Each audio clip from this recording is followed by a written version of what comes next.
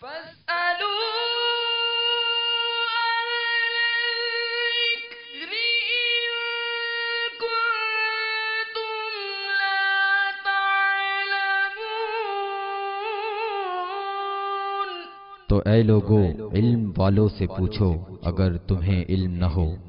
الحمد للہ رب العالمین والصلاة والسلام علی سید المرسلین، اما بعد فاعوذ باللہ من الشیطان الرجیم، بسم اللہ الرحمن الرحیم۔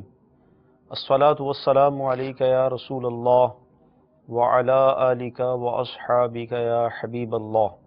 الصلاة والسلام علیک یا نبی اللہ وعلی آلک واصحابک یا نور اللہ۔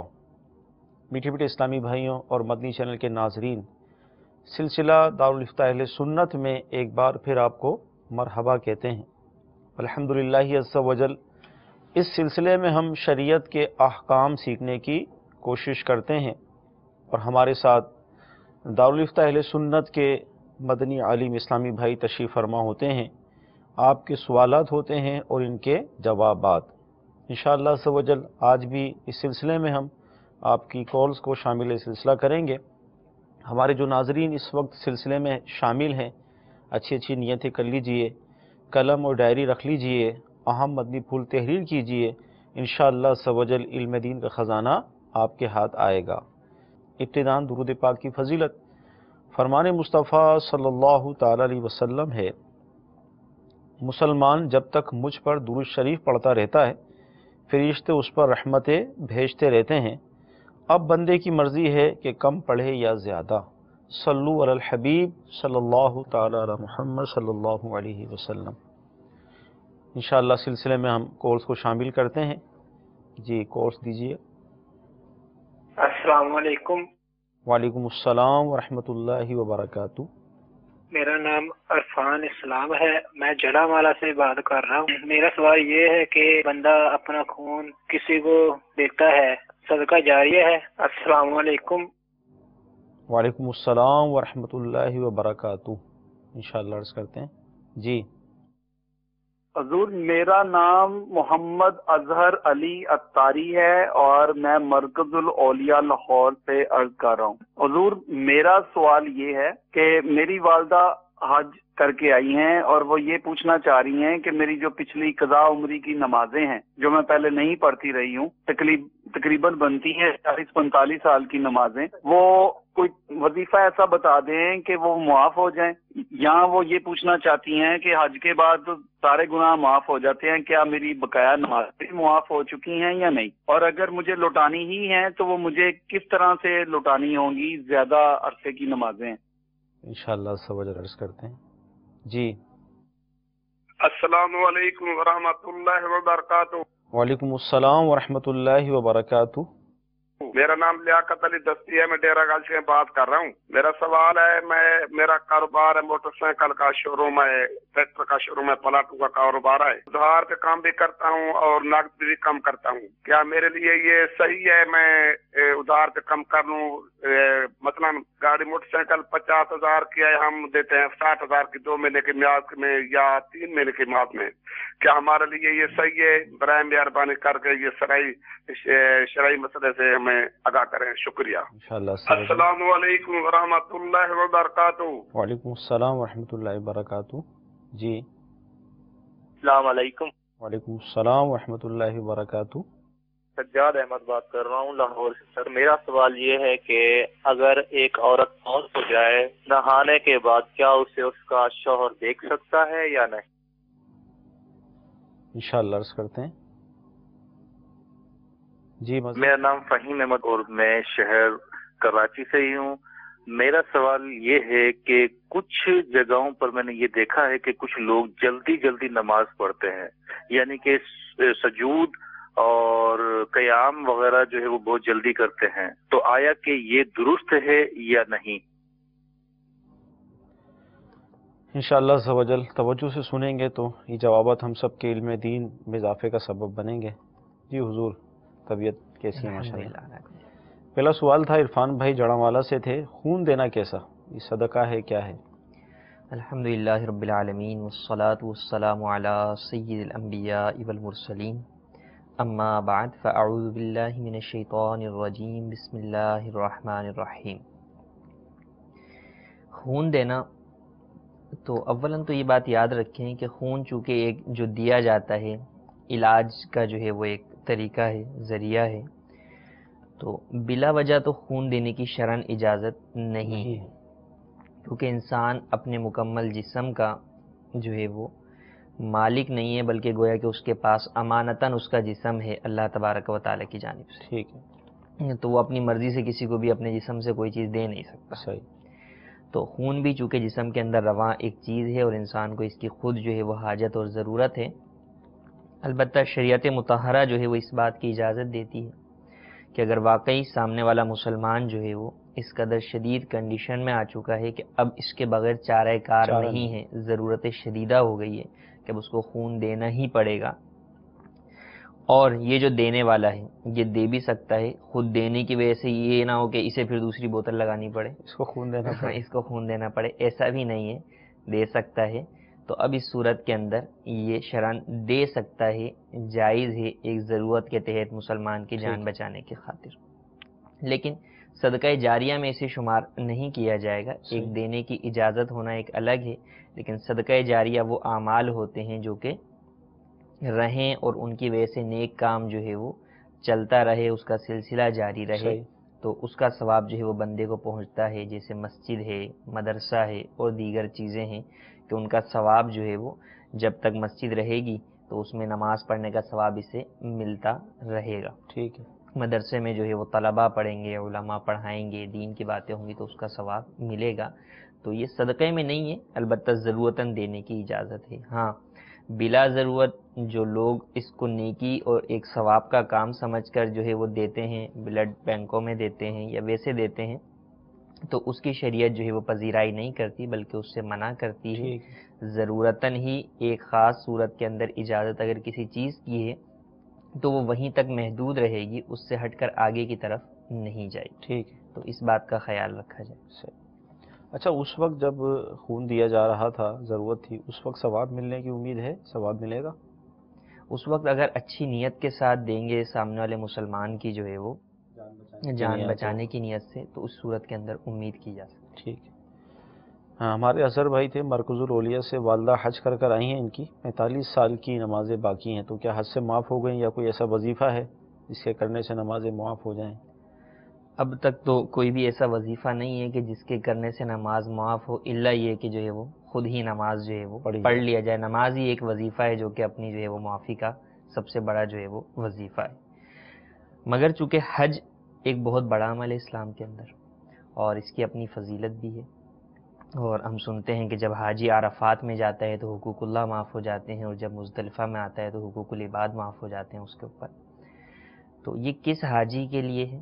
صحیح ہے، اور پھر جب حاجی واپس آتا ہے اب اسے زندگی کیسی گزارنی چاہیے، اس بارے میں علماء کرام یہ فرماتے ہیں کہ یہ اس حاجی کے بارے میں ہے کہ جو حاجی پاک مال کے ساتھ حج کے لیے جائے، ٹھیک ہے، اور پاک نیت سے حج کرے، اور دوران حج مکمل سفر میں آنے جانے میں وہاں رہنے میں لڑائی جھگڑا نہ کرے، ہر قسم کے گناہوں سے بچے، بد نگاہی، جھوٹ، غیبت، چغلی، بہتان، جتنے بھی گناہ ہیں اس عظیم سرزمین پر ہے تو ان تمام گناہوں سے بچے، ہر قسم کے گناہ سے بچے۔ اب جب اس نے اس طرح جو ہے وہ حج کیا تو اب اللہ تبارک و تعالی اس کے حج کو اگر قبول فرما لے، کیونکہ قبولیت کا تو ہم میں سے کوئی بھی نہیں جانتا کہ ہم نے جو عمل کیا وہ قبول ہوگا یا نہ ہوگا، اللہ تبارک و تعالیٰ بہتر جانتا ہے، اللہ تبارک و تعالیٰ قبول کرنے والا ہے۔ بندے کو امید ہونی چاہیے، رب تعالیٰ کی ذات سے امید ہے بندے کو، اس کی رحمت پہ نظر ہے تو قبولیت کی جو ہے وہ امید ہے۔ تو بشرط قبول، یعنی جب حج قبول ہو جائے تو اب پچھلی زندگی میں ہونے والے اس کے جو گناہ تھے، حقوق اللہ تھے یا حقوق العباد تھے۔ حقوق اللہ جیسے نماز، روزہ، حج، زکوٰۃ، حقوق العباد کسی کا جو ہے وہ مال ہڑپ کر لیا تھا، کسی سے بد زبانی کی تھی، کسی کو تکلیف پہنچائی تھی، تو یہ حقوق معاف ہو جاتے ہیں ان معنوں میں کہ ان کا جو گناہ ملا تھا وہ معاف ہو گیا۔ لیکن اب جب گناہ کیا تو اس کی دو جو ہے وہ صورتیں ہوں، ایک تو یہ کہ اس کا گناہ مل گیا آپ کو، اور ایک یہ کہ اب اس سے متعلق دوسرا معاملہ کہ وہ بھی ادا کرنا ہے. صحیح. گناہ تو وہ اللہ کی نافرمانی کی، سب سے بڑا تو گناہ یہی ہے کہ بندے نے چاہے وہ حقوق اللہ ہے یا حقوق العباد ہے، اللہ کی نافرمانی کی، ٹھیک ہے، جو کہ ہرگز نہیں کرنی چاہیے. جیسے کہ حدیث مبارک کا مفہوم ہے کہ اللہ تبارک و تعالیٰ نے جس چیز سے جو ہے وہ منع کیا، اس چیز سے بندے کا رک جانا دو جہان کی عبادت سے بہتر. صحیح. تو یعنی اصل اللہ تبارک و تعالیٰ کی منع کردہ چیزوں سے رک جانا ایک بہت اہمیت کی حامل جو ہے وہ چیز ہے، گناہ سے بچنا. تو اس سے رکنے نہ رکا تو وہ گناہ کا مستحق ہوا، تو اللہ تبارک و تعالیٰ ایسے حج مقبول کے ذریعے اس گناہ کو معاف فرما دیتا ہے. اب وہ کام جو اس کے سے سرزد ہوئے تھے گناہ کے، ان کا دوسرا جو تصویر کا رخ ہے وہ ان کو درست کرنا ہے. صحیح. ایک جو غلطی ہو گئی، بگاڑ پیدا ہو گیا، اس کو درست کرنا ہے. نماز نہیں پڑھی تو نماز پڑھنی ہے. یعنی اس کا ازالہ جو ہے. جی. حج نہیں، روزہ نہیں رکھا تو روزہ رکھنا ہے. کسی کی تکلیف پہنچائی ہے تو اس سے معافی بھی مانگنی. کسی کا مال ہڑپ کیا ہے تو اسے اس کا مال بھی واپس کرنا ہے. صحیح.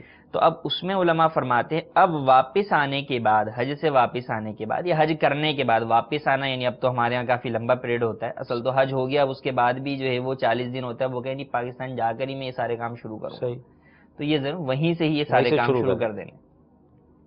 تو اب حج کے بعد سے اس کو اتنا موقع ملتا ہے کہ وہ حتی الامکان حتی المقدور اپنی قدرت کے اعتبار سے جتنی نمازیں ہیں 45 سال کی ہیں تو وہ ادائیگی شروع کر دیتا ہے. صحیح. کہ میں نماز شروع کر دوں. اب اس کو موت آ جاتی ہے، ایک دن کے بعد، 2 دن کے بعد، 4 دن کے بعد. اللہ تبارک و تعالیٰ ایسے شخص کے ان گناہوں کا جو یہ رخ تھا وہ بھی معاف فرما دے. سبحان اللہ.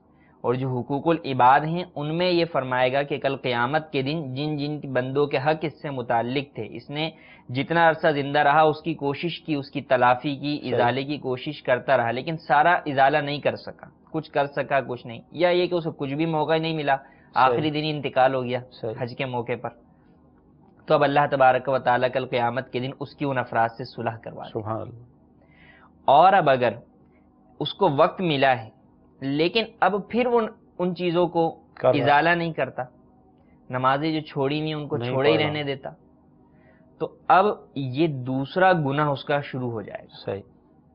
کیونکہ نماز چھوڑی، اب اس نے جب اس نماز کو اور تاخیر کی، اس کی قضا میں تاخیر کی، تو گناہگار ہو رہا ہے. جلد از جلد اس کو ادا کرنا چاہیے. اب جب وہ گناہ معاف ہو گئے تھے تو اسے چاہیے تھا کہ جلد از جلد ادا کر لے. صحیح. لیکن اب اگر ادا نہیں کرتا تو یہ دوبارہ گناہگار ہو جائے گا مزید تاخیر کی وجہ سے. جی. اعلیٰ حضرت علیہ رحمہ فرماتے ہیں کہ حج مقبول پچھلے گناہوں کی تلافی کے لیے، صحیح، آئندہ کے لیے نہیں. صحیح ہے کہ وہ اس حج کی وجہ سے کہ آئندہ بھی جو تم گناہ کرو تو وہ معاف رہیں، یہ تو اب آئندہ کر رہے ہو نا. صحیح. تو اس لیے جو بھی حاجی جائیں، اولاً تو ہمیں یہی نہیں پتا کہ ہمارا حج بھی مقبول ہوا یا نہیں. یہ جو ساری رحمتیں اور یہ ساری جو بشارتیں ہیں کہ گناہ معاف ہو جائیں گے، یہ تو حج مقبول پر ہے. صحیح.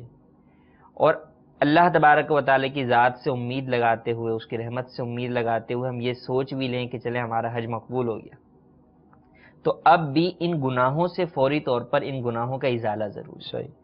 تو اب ان کی والدہ کو بھی یہی چاہیے، یا اور دیگر حاجی جو بھی ہیں، کہ اب جب کہ وہ حج کر کے آ چکے ہیں، چاہے کبھی بھی حج کیا تھا، تو اپنے ان گناہوں کے ازالے کے لیے فوری طور پہ کوششیں شروع کر دیں. نمازیں تھیں تو ان نمازوں کی ادائیگی شروع کر دیں، روزے باقی تھے تو ان روزوں کی ادائیگی شروع کر دیں. کسی کا دل دکھایا تھا اس سے معافی مانگ لیں. اگر کسی کو جو ہے وہ کسی کا مال دینا تھا اس کا مال دیں. اس کا نہیں پتا تو اب اس کے مال کے اعتبار سے کیا کرنا ہے، اس کے شرعی احکام کیا ہیں، وہ عالم دین سے جو ہے وہ رابطہ کریں، مفتیان کرام سے پوچھیں کہ اب میں نے اس مال کا کیا کرنا ہے، اس کے مطابق عمل کریں. اور جب زیادہ نمازیں قضا ہیں، قضاء عمری ہے، تو اس میں جو ہے وہ آسانیاں بھی ہیں تو ان کی ادائیگی کس طریقے سے کی جا سکتی ہے. تو امیر علیہ سنت کا اس پر رسالہ ہے قضا نماز کا بیان، اس کے اندر جو ہے وہ کچھ مختصر طریقہ بتایا گیا جس کے ذریعے بندہ اپنی زیادہ قضاء عمری جو ہے وہ تھوڑے وقت میں ادا کر سکتا ہے. تو اس کے لیے کوشش کر دیں. تو والدہ کی عمر بھی جو ہے وہ کافی ہو چکی ہوگی، تو اب وہ جب کوشش کرنا شروع کر دیں گی تو پھر اللہ تبارک و تعالیٰ کی ذات سے امید ہے کہ اللہ تبارک و تعالیٰ جب یہ کوشش کریں گی تو ایک تو ہمت دے گا کہ اس چیز کو جو ہے وہ ادا کر سکیں، اور اگر خدا نخواستہ اس دوران انتقال ہو جاتا ہے تو اللہ تبارک و تعالیٰ پھر اس کو معاف فرما دے. لیکن اپنی طرف سے کوشش ضرور کریں. ٹھیک. ہمارے ایک اسلامی بھائی تھے، وہ ان کا شو روم ہے، لیاقت بھائی ہیں، اور موٹر سائیکل ہے وہ فروخت بھی کرتے ہیں، ادھار بھی دیتے ہیں، نقد بھی دیتے ہیں. اب 50,000 کی موٹر سائیکل 60,000 میں بیچ رہے ہیں، تو شاید ان کو گھبراہٹ ہے کہ شرعی مسئلہ پوچھنا چاہ رہے ہیں، جی جی کیا اس حوالے سے؟ دیکھیں کاروبار جو ہے وہ ادھار اور نقد یہ تو شروع سے ہی رائج ہے، صحیح، اس میں تو کوئی پرابلم نہیں ہے کہ آپ کوئی چیز ادھار بیچنا چاہیں ادھار بیچیں یا نقد بیچیں، لیکن اصل ایک نارمل کاروبار ہے اور ایک یہ ہے کہ اس کو جو ہے وہ ماڈرنائز کیا جاتا ہے، صحیح، اس کے ساتھ جو ہے وہ کنڈیشنز لگائی جاتی ہیں۔ تو اکثر یہ ہوتا ہے آپ مارکیٹ میں ہونے والے جو جتنے بھی اس طرح کے عقود ہیں اور کاروبار ہیں وہ مختلف کنڈیشنز کی وجہ سے جو ہے وہ شرعاً ناجائز بن جاتے صحیح، ہیں۔ تو اب اگر کوئی چیز ہے کہ اس کی قیمت جو ہے وہ 50,000 ہے، نقد کے اندر یہ کسی کو کہتے ہیں کہ 50,000 کی میں آپ کو کیش میں بیچتا ہوں، جائز ہے۔ اگر یہ کہتے ہیں کہ اس کی قیمت ہی جو ہے وہ ادھار میں 60,000 روپے، صحیح، اگر آپ 3 مہینے بعد مجھے پیمنٹ دیں گے تو یہ میں آپ کو 60,000 کی بیچتا ہوں، اس کی قیمت ہی 60,000 ہے، ٹھیک ہے، تو اس میں بھی شرعاً کوئی حرج نہیں ہے۔ لیکن عموماً گاڑیاں وغیرہ یہ دیگر چیزیں جو قسطوں پر بیچی جاتی ہیں یا ادھار پر بیچی جاتی ہیں ان میں ناجائز شرائط ہوتی ہیں کہ اگر آپ نے پیمنٹ لیٹ کی تو اس پہ پینلٹی چارج کی جاتی صحیح ہے، ہے۔ اسی طریقے سے گاڑیوں وغیرہ کے اندر انشورنس لازمی ہوتی ہے، اور دیگر جو ہے وہ شرائط ہوتی ہیں کہ اگر آپ گاڑی کی قسط ادا نہیں کر سکے تو ہم ضبط کر لیں گے، صحیح، اور ناجائز مختلف جگہوں کے اعتبار سے مختلف شرائط ہوتی ہیں۔ تو ان چیزوں سے بچنا جو ہے وہ آج کل تقریباً جو ہے وہ مشکل نظر آتا ہے۔ صحیح، تو اگر واقعی یہ بچ سکتے ہیں اور ان تمام ناجائز شرائط کے بغیر یہ کام کر سکتے ہیں تو کام کریں، لیکن ادھار کے کام کو کرنے کے حوالے سے چونکہ یہ کام ایک رائج ہے مارکیٹ میں اور جو ہے وہ ناجائز طریقے سے رائج ہے، صحیح، تو اب بہت ساری چیزیں ایسی ہوں گی، چند چیزیں تو ہم نے اپنی بیان کر دیں، لیکن اور بھی اور بھی کنڈیشنز شرائط ہوتی ایسی ہیں، ہیں، تو جن کو یہ سمجھ رہے ہوں گے کہ مفتی صاحب نے یہ تو بیان نہیں کی صحیح، تو اب یہ جو ہے وہ اس کی تو اجازت ہے، حالانکہ ایسا نہیں ہے، اور بھی دیگر ہوں گی۔ تو اب اگر یہ کرنا چاہتے ہیں، ان کا ذہن ہے کہ ان شرائط کے بغیر یہ کر سکتے ہیں، تو اس کے لیے دارالفتہ میں تشریف لائیں، ٹھیک ہے، اپنا پورا مکمل پروسیجر بتائیں، پھر اس کو ہم بتائیں گے کہ اس میں کیا چیز درست ہے اور کیا غلط ہے۔ جو درست ہے اس کے مطابق اگر آپ کر سکتے ہیں تو اس کو کریں، اس میں شرعاً کوئی قباحت نہیں۔ ٹھیک ہے۔ شوہر اپنی زوجہ کو، عورت کو غسل کرنے کے بعد دیکھ سکتا ہے؟ اسی طرح کا شاید سوال تھا جی جی، اس میں۔ انتقال کے بعد جو ہے وہ ہاں، شوہر جو ہے وہ اپنی زوجہ کا چہرہ جو ہے وہ دیکھ سکتا ہے، غسل سے پہلے بھی دیکھ سکتا ہے، غسل کے بعد بھی دیکھ سکتا ہے، شرعاً جو ہے وہ اس میں کوئی ممانعت نہیں ہے۔ لوگ سمجھتے ہیں اس بات کو، بقیہ لوگوں کو تو بھی پھر دیکھ بھی سکتا، دکھا رہے ہوتے ہیں لیکن شوہر کو نہیں دکھا رہے ہوتے، تو صحیح، ایسا نہیں ہے، شوہر کو دکھا سکتے ہیں، البتہ چھونا منع ہے۔ ٹھیک۔ جلدی جلدی نماز پڑھنا، اس حوالے سے سوال تھا، کیسا؟ نماز جلدی جلدی جو ہے وہ پڑھنا کہ رکوع و سجدہ جو ہے وہ مکمل نہ کیا جائے، تو اس بارے میں تو نبی کریم صلی اللہ علیہ وسلم کی جو ہے وہ احادیث طیبہ بھی ہیں کہ آپ علیہ الصلوۃ والسلام مسجد نبوی میں تشریف فرما تھے، ایک شخص آئے، نماز پڑھی، حضور کے پاس آئے، پھر اس کے بعد سلام کیا آپ علیہ الصلوۃ والسلام کی بارگاہ میں حاضر ہو کر، آپ نے فرمایا وعلیکم السلام، واپس جاؤ، دوبارہ نماز پڑھو۔ صحیح، پھر نماز پڑھی، پھر آئے، سلام کیا، حضور نے سلام کا جواب دیا، فرمایا واپس جاؤ، دوبارہ نماز پڑھو۔ پھر تیسری مرتبہ کہ دوبارہ نماز پڑھو تو اس شخص نے کہا کہ یا رسول اللہ صلی اللہ علیہ وسلم، مجھے آپ نماز سکھا دیجیے، کہ آپ بار بار مجھے نماز کے لیے بھیج رہے ہیں تو صحیح، مجھے سکھا دیجیے کہ میں نماز کس طرح ادا کروں۔ تو ارشاد فرمایا کہ جب نماز کو کھڑے ہونا چاہو تو کامل وضو کرو، مکمل اطمینان کے ساتھ وضو کرو، پھر قبلے کی طرف منہ کر کے اللہ اکبر کہو، پھر قرآن پڑھو، پھر رکوع کرو یہاں تک کہ رکوع میں تمہیں اطمینان ہو جائے، صحیح، جلد بازی نہ ہو، اطمینان ہو جائے، سجدہ کرو، سجدے کے اندر اطمینان ہو جائے، سجدے سے اٹھو بیٹھو یہاں تک کہ بیٹھنے میں اطمینان ہو جائے، پھر سجدہ کرو یہاں تک کہ سجدے میں اطمینان ہو جائے، پھر اٹھو اور سیدھے کھڑے ہو جاؤ، اور اسی طرح اطمینان کے ساتھ اپنی نماز مکمل کرو۔ ٹھیک، اسی طرح ایک اور حدیث مبارک میں نبی کریم صلی اللہ علیہ وسلم نے ارشاد فرمایا سب سے برا وہ چور ہے جو اپنی نماز سے چوری چراتا ہے۔ کرتا، صحابہ نے عرض کی یا رسول اللہ صلی اللہ علیہ وسلم نماز سے کیسے چراتا ہے؟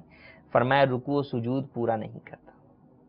تیسری حدیث ارشاد فرمایا ایک شخص کو نماز پڑھتے ملاحظہ فرمایا کہ رکوع پورا نہیں کرتا اور سجدے میں ٹھونگ مارتا ہے، ٹھونگ مارنے میں بس گیا اور اٹھ گیا، صحیح، جس طرح نا مرغا یوں کر کے جو ہے وہ مارتا ہے اور ٹھیک، منہ اٹھا لیتا ہے، تو اطمینان کے ساتھ سجدہ نہ کیا۔ حکم فرمایا کہ رکوع پورا کرے، اور پھر یہ بھی فرمایا کہ اگر یہ اسی حالت میں نماز پڑھتے ہوئے مر گیا تو نبی کریم صلی اللہ علیہ وسلم نے فرمایا کہ ملت محمد کے علاوہ پر مرے گا۔ اللہ، پھر فرمایا جو رکوع پورا نہیں کرتا اور سجدے میں ٹھونگ مارتا ہے اس کی مثال اس بھوکے کی ہے کہ ایک دو کھجوریں کھا لیتا ہے جو کام نہیں دیتی۔ صحیح، تو اب جو اس طریقے سے نماز ادا کرتے ہیں جلدی جلدی کہ بس جو ہے فارمیلٹی جو ہے کہ طور پر نماز ادا کر رہے ہیں، عبادت کے اندر جو ہے وہ لذت اور خشوع جو چیز ہے، جیسے کھانا جب کھاتے ہیں تو اب وہ ایک دو کھا کے چلا گیا تو نہیں پتہ چلا، ایک یہ کہ پیٹ بھر کے کھانا کھایا، تو اسی طریقے سے جب نماز ادا کرے تو لذت اور خشوع کے ساتھ اللہ تبارک و تعالیٰ کی عبادت کے ساتھ محبت کرتے ہوئے بندہ نماز ادا کرے۔ جب ایسی نماز ادا کرتا ہے تو پھر وہ نماز ان الصلاۃ تنہی عن الفحشاء والمنکر، وہ نماز انسان کو برائیوں سے بھی روک دیتی ہے، بری باتوں سے بھی روک دیتی ہے۔ اور جب بندہ ایسی نماز نہیں کرتا، اس طریقے سے ادا کرتا ہے، تو وہ نماز کامل و مکمل ہی نہیں، صحیح، وہ اس کو فائدہ ہی نہیں دیتی۔ پھر کہتے ہیں کہ ہم نماز بھی پڑھتے ہیں، ہمارے رزق میں بھی برکت نہیں ہوتی، ہم نماز بھی پڑھتے ہیں، ہمارے گھر کے جھگڑے بھی ختم نہیں ہوتے، ہم نماز بھی پڑھتے ہیں اور گناہوں سے بھی ہم نہیں بچ پاتے۔ تو اولاً ہمیں اپنی نماز پر غور کرنے کی حاجت ہے کہ ہم نماز پڑھتے کس طریقے سے، صحیح، آیا نماز اسی طریقے سے پڑھتے ہیں جس طرح نبی کریم صلی اللہ علیہ وسلم نے پڑھی؟ آپ علیہ السلام نے خود فرمایا نا کہ مجھے دیکھو میں جس طرح نماز پڑھتا ہوں نماز پڑھو۔ سبحان اللہ، تو نماز ایک ایسا عمل جس کے لیے آپ علیہ السلام نے گویا پریکٹیکل جو ہے وہ کر کے دکھایا کہ دیکھو اس طریقے سے نماز پڑھنی۔ صحیح، بندہ کسی آفیسر کے پاس اگر جاتا ہے، اپنا کوئی کام کروانا ہو، کوئی پوسٹ کروانی ہو، کتنی توجہ اطمینان کے ساتھ اور بالکل ہمہ تن گوش ہو کر وہاں بیٹھے گا۔ وہ 2 گھنٹہ باہر بھی بٹھائے گا اپنے آفس کے اور اس کے بعد 2 گھنٹہ اندر بھی بٹھا لے گا، صحیح، تو بیٹھا رہے گا۔ اور یہاں اللہ تبارک و تعالیٰ کا گھر کھلا ہوا ہے، اس کے باہر تو جو ہے وہ بیٹھتے نہیں ہیں، نہ جو ہے وہ اس کے اندر آ کر بیٹھتے ہیں۔ جب نماز کے لیے بھی آتے ہیں تو اس وقت خاص جو ایک وقت ہے رب تعالیٰ کی بارگاہ میں کہ بندہ حاضر ہوا ہے، تو اس وقت بھی جو ہے وہ اس قدر جلدی دکھانا کہ کسی بھی طرح ایک انسان کو زیب نہیں دیتا کہ وہ اپنے خالق و مالک کے سامنے اس طرح لاپرواہی کے ساتھ آئے، جبکہ یہ بات ہر انسان اور مسلمان خاص طور پر جانتا ہے کہ اس کا رب اسے دیکھ رہا ہے۔ حدیث میں تو فرمایا کہ اللہ کی عبادت تو اس طرح کرو کہ گویا تم خدا کو دیکھ رہے ہو، اور اگر یہ تصور تم قائم نہ کر سکو تو اس بات پہ تو یقین کامل رکھو کہ تمہارا رب تمہیں دیکھ رہا ہے۔ تو جب یہ یقین کامل بندے کا ہو جائے گا کہ میرا رب مجھے دیکھ رہا ہے، تو پھر وہ کبھی بھی اس طریقے سے نماز کے اندر جو ہے وہ جلد بازی نہیں کرے گا، بلکہ اگر وہ 2 رکعت بھی پڑھے گا تو اطمینان کے ساتھ پڑھے گا، خشوع و خضوع کے ساتھ پڑھے گا، اور خشوع و خضوع نماز کی روح ہے، اصل ہے۔ تو اسی لیے جو ہے وہ فقہا نے کئی ایسی جگہوں کے اوپر جہاں پہ خشوع و خضوع میں جو ہے وہ خلل آئے نماز کو مکروہ قرار دیا کہ ایسی جگہ نماز نہ پڑھی ہے جہاں پہ نماز کے خشوع و خضوع میں خلل واقع ہو۔ بعض جگہوں کے اوپر جو ہے وہ نماز دوران نماز خشوع و خضوع میں خلل کی بعض صورتوں کے اندر نماز توڑنے تک کی اجازت ہے۔ تو اس قدر جو ہے وہ اہتمام جو ہے وہ کیا گیا ہے، تو ہمیں اپنی نمازوں پر جو ہے وہ غور کرنا چاہیے اور اس طرح کی تمام اغلاط کو دور کر کے اپنی نمازوں کو درست کرنا چاہیے۔ جی مزید کالز دیجیے گا۔ السلام علیکم ورحمۃ اللہ وبرکاتہ۔ وعلیکم السلام ورحمۃ اللہ وبرکاتہ۔ ابو محمد طاری باول مدینہ کراچی سے عرض کر رہا ہوں۔ میرا دارالفضل سنت میں سوال یہ ہے کہ کارٹون کی تصویر کا کیا حکم ہے؟ کیا یہ بھی جاندار کی تصویر کے حکم میں آئے گی یا نہیں؟ کیونکہ حقیقت میں ان کا کوئی وجود نہیں ہوتا، یہ محض خیالی تصاویر ہوتی ہیں۔ کارٹون کی تصویر اگر شرٹ پر بنی ہو تو ایسی شرٹ پہن کر نماز پڑھنے کا کیا حکم ہے؟ رہنمائی فرما دیجیے۔ السلام علیکم ورحمۃ اللہ وبرکاتہ۔ وعلیکم السلام ورحمۃ اللہ وبرکاتہ۔ جی السلام علیکم۔ وعلیکم السلام ورحمۃ اللہ وبرکاتہ۔ میرا نام محمد جوید اقبال ہے۔ مفتی صاحب سے میرا یہ سوال ہے کہ مفتی صاحب، ایک بابا جی نے ہمیں بتایا تھا کہ آپ کوئی بھی پریشانی ہے گوشت وغیرہ یا لنگر پکا کر نا ایک درخت کے نیچے رکھ تو آپ کی ہر پریشانی دور ہو جائے گی، تو کیا ایسا کرنا جائز ہے؟ السلام علیکم ورحمۃ اللہ وبرکاتہ۔ وعلیکم السلام ورحمۃ اللہ وبرکاتہ۔ جی السلام علیکم ورحمۃ اللہ وبرکاتہ۔ وعلیکم السلام ورحمۃ اللہ وبرکاتہ۔ میرا نام محمد اکرم، میں دارالفتا میں یہ پوچھنا چاہتا ہوں کہ غیر محرم کے ساتھ حج اور عمرے پہ اگر کوئی اسلامی بہن گئی تو اب اس کے وہاں پر حج اور عمرے کا اس کو ثواب ملے گا یا نہیں، یا کہ اس کے مطلب عمرہ بھی ہوگا یا مطلب کو گناہ کس کا ہوگا اس کو، اس کے بارے میں وضاحت سے ہمیں ارشاد فرما دیں، جزاک اللہ خیرا۔ السلام علیکم ورحمۃ اللہ وبرکاتہ۔ وعلیکم السلام ورحمۃ اللہ وبرکاتہ۔ جی میرا مفتی صاحب کی بارگاہ میں سوال ہے کہ نوافل میں رکوع کی کتنی حد؟ السلام علیکم ورحمۃ اللہ وبرکاتہ۔ وعلیکم السلام ورحمۃ اللہ وبرکاتہ۔ جی مزید؟ جناب میں زاہد علی بوزدار بات کر رہا ہوں ٹنڈولیار سے۔ میں یہ جاننا چاہتا ہوں کہ بندہ جب عمرے پہ جاتا ہے تو پہلی بار عمرہ کمپلیٹ کر کے صفا مروہ کے بعد اپنی ٹھوڑ کروا لیتا ہے، اس کے بعد اگر بندہ 2 بار 4 بار عمرہ کرے یا ادھر بندہ 4 دن 5 دن مکہ شریف میں ٹھہرتا ہے تو روز 2 بار عمرہ کرے تو اس کی ٹھوڑ کرانے کا کیا طریقہ ہوگا؟ کیونکہ ایک بار تو اس نے ٹھوڑ کروا دی، اس کے بعد بولتے ہیں کہ صفا مروہ کے بعد تو ٹھوڑ ہر حال میں کرانی چاہیے، تو اس کے بارے میں آپ واضح بتا دیں گے تو شکریہ۔ انشاءاللہ سب عرض کرتے ہیں، توجہ سے سنیے گا، شامل سلسلہ آخر تک رہیے گا۔ کارٹون کے بارے میں ارشاد فرمائے، کارٹون کا کیا حکم ہے؟ تصویر والا حکم ہے، اور اگر ایسے کپڑے ہم نے پہن رکھے ہیں نماز کی حالت میں جس پہ کارٹون بنی ہے تو نماز کا کیا حکم ہوگا؟ کارٹون کی تصاویر دیکھیں ساری ہی اس طرح نہیں ہوتی جو یہ کہہ رہے ہیں کہ خیالی تصاویر ہوں، بلکہ ان میں اکثر ایسی بھی ہوتی ہیں جو کہ جانداروں کی تصاویر کے مشابہ ہوتی ہیں یا جاندار کی تصاویر ہی ہوتی ہیں۔ تو جاندار کی تصاویر جو ہیں یا ان کے مشابہ ہیں تو وہ تو شرعاً ناجائز کے ہی حکم کے اندر ہیں، صحیح، ان کو ہرگز جو ہے وہ بنانا بھی جائز نہیں ہے، پرنٹ نکالنا بھی جائز نہیں ہے، اور پھر یہ کہ لباس کے اوپر جب آپ اس کو پہن کر جو ہے وہ نماز پڑھیں گے تو نماز بھی مکروہ تحریمی ہوگی، واجب الاعادہ ہوگی، بندہ گناہ گار ہوگا۔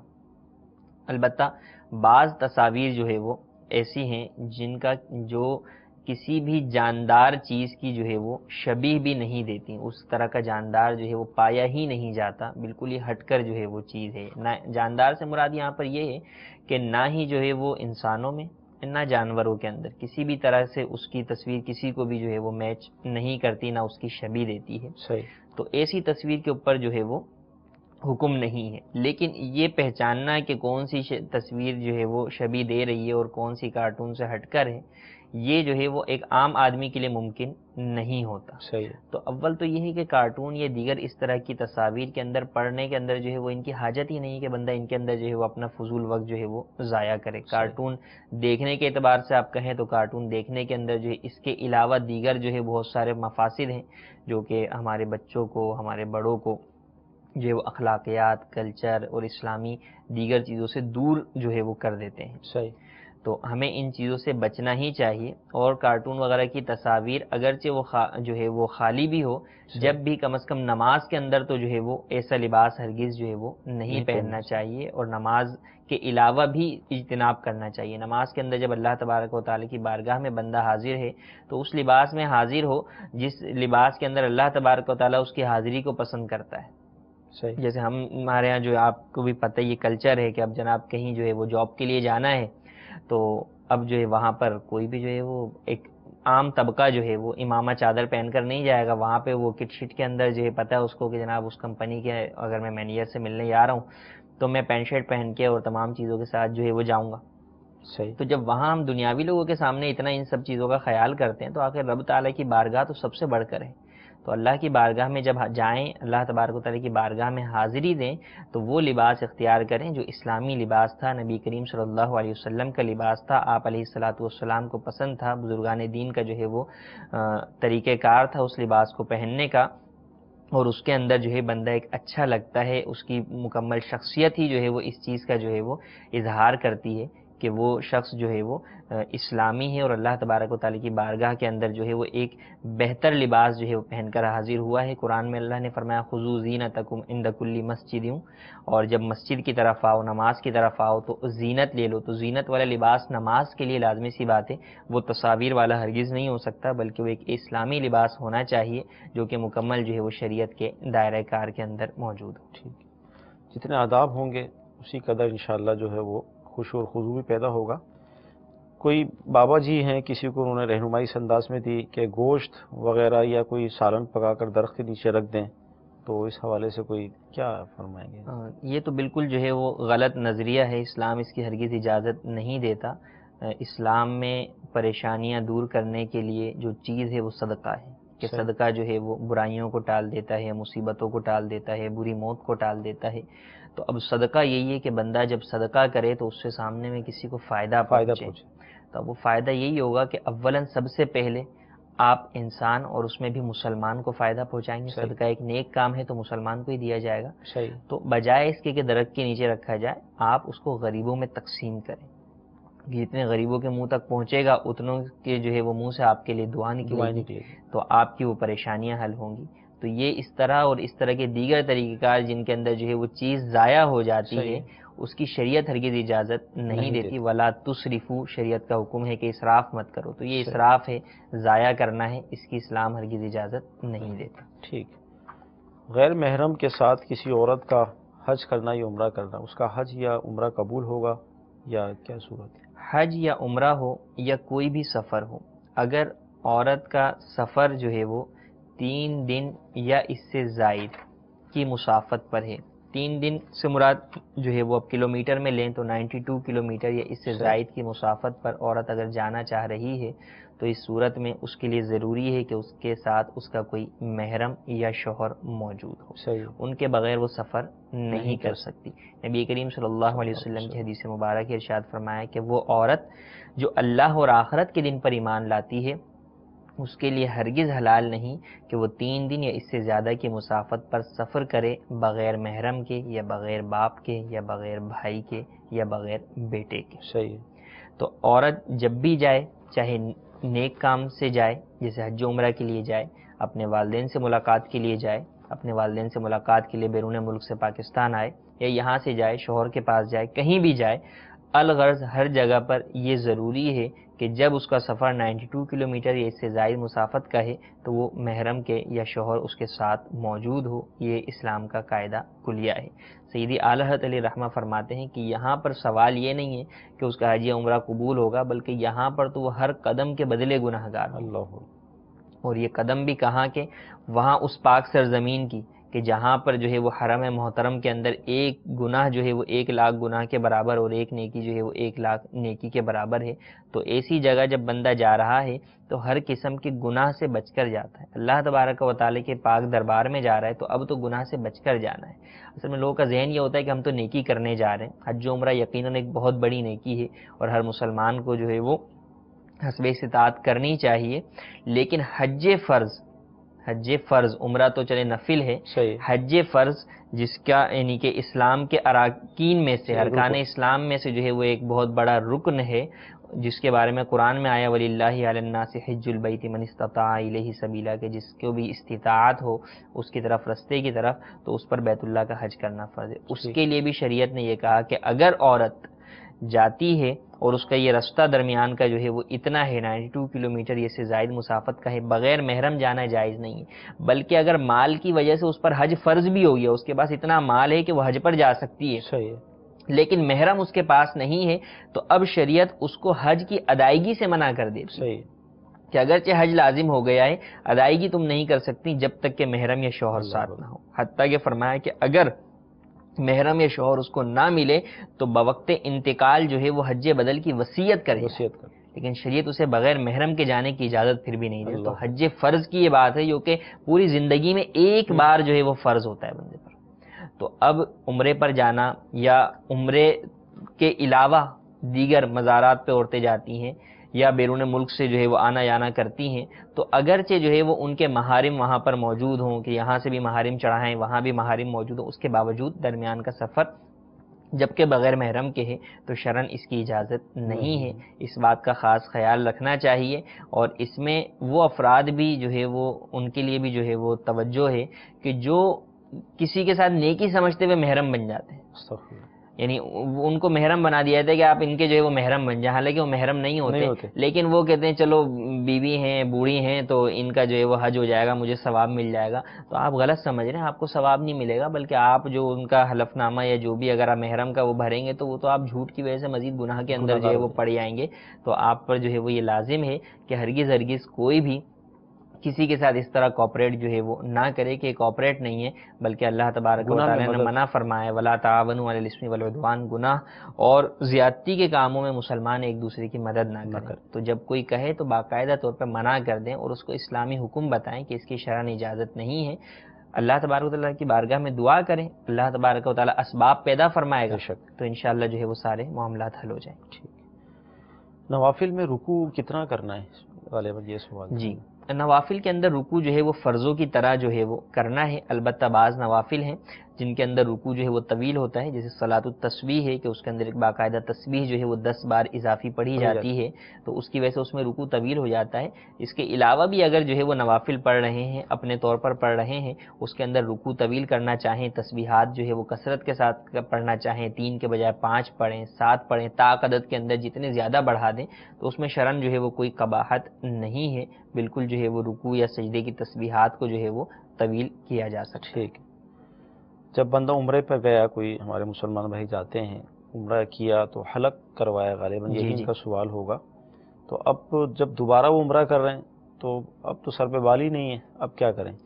عمرہ اگر دوبارہ کر رہے ہیں، دو چیزیں ہیں، عمرہ کر رہے ہیں مطلب یہ کہ میقات سے جا کے احرام باندھ کے آ رہے ہیں باقاعدہ اور پھر عمرہ کر رہے ہیں، صحیح، تو یہ عمرہ کہلاتا ہے جس میں میقات سے احرام باندھا جاتا ہے، اور عمر مکے والے مسجد عائشہ سے جو ہے وہ احرام باندھتے ہیں۔ ٹھیک، تو اب یہ باندھ کر آگے کر رہے ہیں، تو اب جب یہ عمرہ کر رہے ہیں اس طریقے سے، تو اگرچہ دن میں 10 بار بھی کریں گے، اگرچہ سر پر بال نہیں ہے، استرا پھروانا پھر بھی ان کے اوپر لازم ہوگا احرام سے باہر نکلنے کے لیے، چاہے 10 بار کریں، دن میں 1 بار کریں۔ اور دوسرا یہ کہ لوگ عمرہ طواف کو بھی جو ہے وہ سمجھ سکتے ہیں، تو اگر وہ صرف طواف کر رہے ہیں تو نفلی طواف ہے، تو نفلی طواف کے اندر جو ہے وہ حلق کروانا کوئی لازم نہیں ہے۔ نفلی طواف آپ بغیر جو ہے وہ سلے ہوئے کپڑے میں بھی کرنا ضروری نہیں ہے، نارمل اپنے لباس کے اندر بھی آپ نفلی طواف کر سکتے ہیں، وضو شرط ہوگا، اور بالکل وضو بھی ہوگا، اور نفلی طواف کی کثرت کرنی چاہیے کہ نفلی طواف ایک ایسی عبادت ہے جو کہ وہیں ممکن ہے۔ صحیح، نماز، دیگر نوافل جو ہے وہ آپ پاکستان میں آ کر بھی جو ہے وہ کر سکتے ہیں، لیکن طواف وہیں کر سکتے ہیں، تو اسی لیے علماء نے فرمایا کہ وہاں نفلی طواف کی جو ہے وہ کثرت کی جائے، اور وہ عبادت جو وہیں ہو سکتی ہے اس سے زیادہ لطف اندوز ہو۔ ٹھیک جی، مزید کالز دیجیے گا۔ سر ہمارا نام کلیم اللہ ہے، ہم توفیق شریف سے بات کر رہے ہیں۔ جو ہمارا مسئلہ یہ ہے سر، ہماری ماں اور ہماری ماں کی دوسری جو بہن ہے نا، اس نے میری ماں کا دودھ پیا ہوا ہے، اس کے جو بچے ہیں دوسرے آپس میں رشتہ کر سکتے ہیں کہ نہیں کر سکتے ہیں؟ یہ انشاءاللہ عرض کرتے ہیں۔ جی مزید۔ السلام علیکم ورحمۃ اللہ وبرکاتہ۔ وعلیکم السلام ورحمۃ اللہ وبرکاتہ۔ میرا نام ریاض النصاری ہے، میں 48 دیپال پور اکواڑا سے بول رہا ہوں۔ میرا سوال مفتی صاحب سے یہ ہے بھی جو وضو کیا جائے نماز کا، اس سے جنازہ تو ہو جاتا ہے، جنازے کے وضو سے نماز ہو جاتی ہے کہ نہیں، اس کا جواب دے دیجئے، آپ کی بڑی مہربانی ہوگی۔ انشاءاللہ عرض کرتے ہیں۔ جی مزید۔ السلام علیکم ورحمۃ اللہ وبرکاتہ۔ وعلیکم السلام ورحمۃ اللہ وبرکاتہ۔ محمد شمون رضا اطاری، قادر پراواں، مدینہ الاولیاء، ملتان۔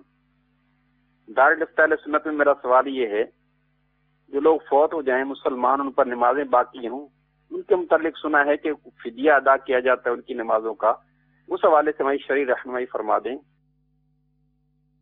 انشاءاللہ سب عرض کرتے ہیں۔ رضاعت کے حوالے سے تھا، ماں اور بہن کا کچھ تعلق جی، تھا۔ ان کی جو ہے وہ خالہ نے جو ہے وہ انہی کی والدہ کا جو ہے وہ دودھ پیا ہے، یعنی بہن نے جو ہے وہ، چھوٹی بہن نے بڑی بہن کا جو ہے وہ دودھ پیا ہے، تو اس صورت کے اندر جو ان کی خالہ ہیں وہ گویا کہ ان کی رضائی بہن ہو گئی۔ صحیح ہے۔ تو یعنی ایک تو ان کا آپس میں رشتہ خالہ بھانجا والا بھی تھا، اور اب یہ رشتہ جو ہے وہ رضائی بہن بھائی کا بھی ہو گیا۔ صحیح ہے۔ تو اب اس صورت کے اندر اب جو رضائی بہن کی بیٹیاں ہیں وہ رضائی جو ہے وہ بھانجیاں ہو گئیں، صحیح تو اب رضائی بھانجیوں کے ساتھ ان کا نکاح جو ہے وہ نہیں ہو سکتا کہ ان کے رضائی ماموں لگیں گے۔ ٹھیک ہے۔ وضو کیا نماز جنازہ اس سے ہو جاتی ہے، خالی نماز جنازہ کے لیے وضو کیا تو اب کیا اس سے نماز ہو جائے گی؟ بالکل، نماز جنازہ کے لیے بھی وضو کیا تو اس سے بھی جو ہے وہ نماز ہو جائے گی، کہ جو طہارت حاصل کرنی ہے حدث کو دور کرنے کے لیے، ایک ناپاکی جو حکمی طور پہ ناپاکی جو ہے وہ ایک حاصل ہوئی ہے، وہ جب زائل ہو گئی ہے تو اس صورت کے اندر جو ہے وہ ہو جائے گا۔ اور اگر کسی کے لیے بھی نہ کیا ہو، ویسے ہی جو ہے وہ بارش میں چل رہے تھے اور جو ہے وہ پانی سے بھیگ گئے اور اعضائے وضو دھل گئے، تو بھلے کوئی بھی نیت نہیں تھی، جب بھی وضو ہو جائے گا۔ صحیح۔ فوت جو نمازیں ہو جاتی ہیں، فدیہ، اس کے بارے میں کچھ ارشاد فرمائیں، کیا حکم؟ فدیہ جو ہے وہ ادا کرنے سے متعلق کہ اگر کوئی شخص جو ہے وہ انتقال کر گیا ہے تو اس کے لواحقین کو اولاً تو سب سے زیادہ ان کے لیے ایصال ثواب کرنا چاہیے، اور دوسرا اسٹیپ یہ ہے کہ ان کے نماز روزوں کا فدیہ ادا کریں، حسب استطاعت حسب جو ہے وہ طاقت جتنا مال موجود ہے اپنے مال سے، مال وراثت سے نہ کریں. مال وراثت سے اسی صورت میں کر سکتے ہیں جبکہ سارے ورثاء بالغ ہوں اور سب رضامندی کے ساتھ اجازت دیں فدیے کی، ورنہ اپنے مال سے کریں. اور اس میں یہ ہے کہ فدیہ ایک نماز کا ایک صدقہ فطر کے برابر ہوتا ہے، اور دن کی 6 نمازیں کاؤنٹ کی جاتی ہیں، 5 نمازیں فرض اور 1 وتر واجب. تو یہ نمازیں کاؤنٹ کی جائیں گی. کس طرح کاؤنٹ کی جائیں گی؟ یہ اس طرح کاؤنٹ کی جائیں گی کہ ایک شخص کے بارے میں اگر آپ کو پتہ ہے کہ اس نے اتنے عرصے کی نمازیں نہیں پڑھی ہیں، آخری جو ہے وہ، جیسے بہت سارے ماشاءاللہ جو ہے وہ لوگ ہوتے ہیں جو کہ پوری عمر جو ہے وہ نماز پڑھتے ہیں، روزے رکھتے ہیں، آخری عمر میں آ کے بیچارے پیرالائز ہو جاتے ہیں، دیگر معاملات نہیں پڑھ پاتے. تو اب پتہ ہے کہ جو ہے وہ والد صاحب نے آخری 2 سال نماز نہیں پڑھی، تو 2 سال کی نمازوں کا فدیہ ادا کر دیں. اور ایک یہ ہے کہ بعض افراد جو کہ اکثر نمازیں جو ہے وہ چھوڑ دیتے تھے، تو اب اگر ان کے بالغ ہونے کا معلوم ہے کہ وہ بالغ کب ہوئے ہیں یا کب ہوئی ہیں، تو اس بلوغت کی نابالغی کی عمر نکال کے بقیہ عمر کا جو ہے وہ لگایا جائے، اور اس کے اندر جو ہے وہ ایک دن کی 6 نمازوں کے اعتبار سے اس کو کیلکولیٹ کر کے مکمل فگر جو ہے وہ نکال لیا جائے کہ کتنی نمازیں بنتی ہیں اور نمازوں کا کتنا جو ہے وہ فدیہ بنتا ہے. اب چونکہ زیادہ ہوگا تو یہ کافی جو ہے وہ اماؤنٹ بن جائے گا. تو اب اس کے لیے شریعت مطہرہ نے ایک آسان جو ہے وہ حل پیش کیا ہے کہ مثال کے طور پہ کسی شخص کی جو ہے وہ استطاعت ہے کہ وہ 50,000 کا جو ہے وہ فدیہ اپنے والد صاحب کا کرواتا ہے، اور ان کی عمر جو ہے وہ 50 سال کی نمازوں کا فدیہ کروانا ہے. تو اب اس کا یہ طریقہ کار ہے کہ مکمل حساب لگا لیں. اب اس میں یہ کریں کہ شرعی فقیر کو جو ہے وہ دے دیں رقم کہ یہ میں نے آپ کو اپنے والد کے جو ہے وہ فدیے میں یہ رقم میں نے آپ کی ملک کی، وہ جو ہے اپنے ہاتھ میں لے لے، قبضہ کر لے، پھر اس کے بعد وہ ان کو واپس کر دے کہ یہ رقم میں نے آپ کو تحفتاً واپس دی. پھر یہ دوبارہ اسی طریقے سے جو ہے وہ کہیں کہ میں نے اپنے والد صاحب کے فدیے میں جو ہے وہ آپ کو یہ رقم آپ کی ملکیت کی. تو اسی طرح کرتے رہیں حتیٰ کہ اتنی بار یہ شرعی فقیر کو دیا جائے کہ وہ جب سارا ٹوٹل کیا جائے تو یہ جو فگر آیا تھا جو نمازوں کے مقابلے میں تھا وہ پورا ہو جائے، اور آخر میں پھر وہ رقم اسی غریب شخص کو جو ہے وہ شرعی فقیر کو دے دی جائے، یا وہ اپنی مرضی سے دینا چاہے تو وہ جو ہے وہ مسجد میں دے دے، مدرسے میں دے دے، واپس اسی کو دے دے، مالک کو لے دے. عمومی طور پہ یعنی اس میں یہ ہوتا ہے کہ زیادہ تر بہتر یہی ہے کہ آپ اس کو نیک کام میں ہی خرچ کریں، تو زیادہ بہتر یہی ہے کہ واپس اپنے لیے لینا جو ہے وہ ایک مناسب عمل جو ہے وہ نہیں ہے. تو اس کو دے دیں اور اس میں جو ہے وہ اس طریقے سے وہ خود رکھ لے یا جو ہے کسی نیک کام میں دے تاکہ وہ مرحوم کے لیے مزید صدقہ جاریہ بھی ہو جائے. مدنی چینل کے ناظرین، آج کی گفتگو آپ نے سماعت فرمائی. الحمدللہ کثیر علم دین ہمیں حاصل ہوا. کوشش کریں سلسلہ دیکھتے رہیں. اللہ تعالیٰ کی بارگاہ میں ہم دعا کرتے ہیں کہ اللہ تعالیٰ آج کا ہمارا سلسلہ اپنی بارگاہ میں قبول فرمائے اور اس کی برکتوں سے ہمیں مالا مال فرمائے. صلو علی الحبیب صلی اللہ تعالی علی محمد صلی اللہ علیہ وسلم.